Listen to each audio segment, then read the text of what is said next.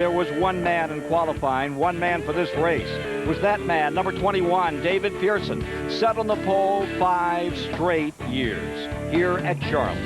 This man, Jeff Gordon, tonight can take a step closer to the Silver Fox's record. He goes for his 4th straight pole as we get ready. Well, here's the man of the hour, Jeff Gordon, who has won 3 poles in a row for the Coca-Cola 600. Crew chief said pole running wasn't all that big a deal to you, but gee, I looked at the timesheets. You were the top guy. What do you think? Is this 4 in a row for you?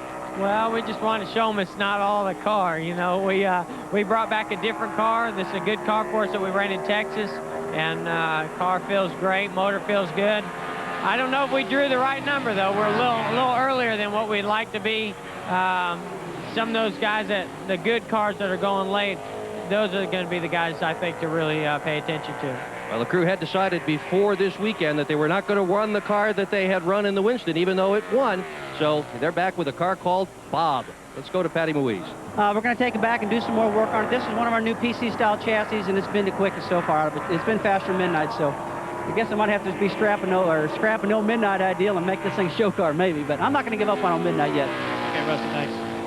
The 1994 600 winner, Jeff Gordon. 3 straight poles, 94 through 96. Can he make it 4?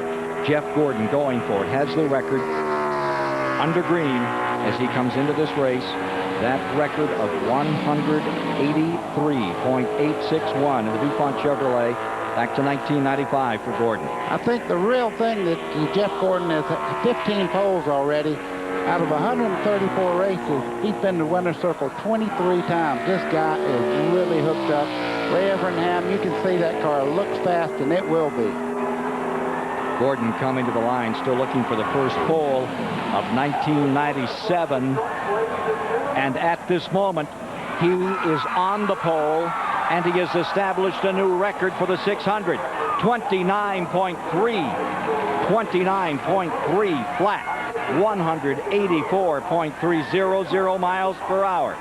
Jeff Gordon, Pittsboro, Indiana, is now the man on the pole. Can he stay there? We're about a third of the way through qualifying. There's a long way to go. It will get cooler.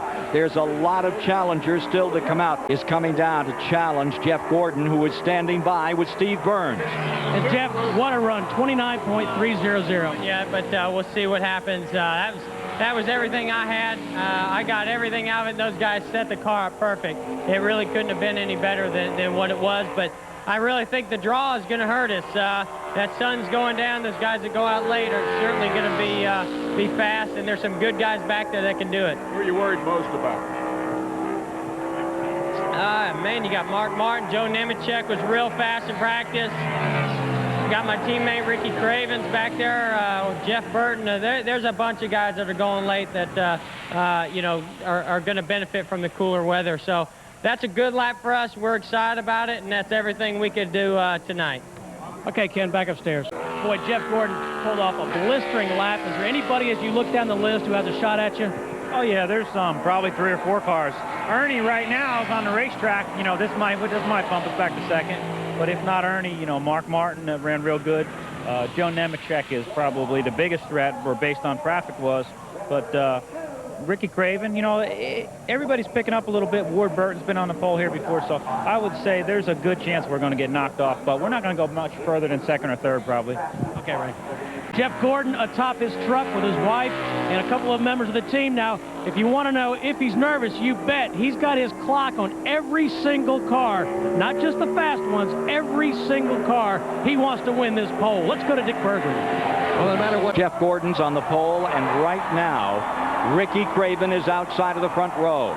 29.317, 184.193 for the Newburgh main campaigner. Andy Graves and company. There's Jeff Gordon looking on. Gordon, one of the people responsible for bringing Ricky Craven along. A lot of folks said Craven was one of those to have a shot at taking Gordon's eye off the pole position tonight, but that was not to happen. Ray Evernham, happy, you can be sure. Gordon and Craven for row 1 in the 38th annual Coca-Cola 600. Jeff had a new car here last week and won with it, and everybody's raising a lot of controversy about it. So us and Ricky and Jeff brought old cars here, and we're on the front row, so maybe they'll try to ban those too. Well, that was... Well, we'll wait and see how that works out. Back to you, Dick. Gordon has just climbed off the top of his hauler. How about that front row? I didn't think it would hold up. I really didn't. I'm kind of surprised. I knew it was a great lap. I got to thank Ray and everybody at Hendrick Motorsports for putting such a great race car underneath me, and DuPont Automotive Finishes. We're glad to have those rainbow colors back this weekend, and we're going to show them that it wasn't that just the dinosaur on the hood. We got a little bit more left for them, and it's a good start, but we got a lot of work cut out for us, and you're going to see this number 24 team working real hard the rest of this week. Okay, congratulations, Chef. To Steve Burns with Ricky Craven. And Ricky, you said a moment ago it'd be great to be on the front row. Well, you are, but starting second.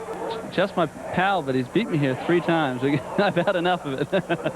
I'm glad he's on the pole. I really am. You know, it's... And Gordon has now set on the pole 4 straight times.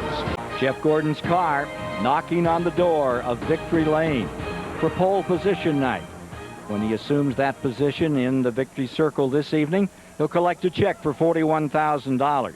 That's a long way away from that $3 million plus payoff that's coming up on Sunday in the 600. But that's the one he's really after. Will it look the same on Sunday night?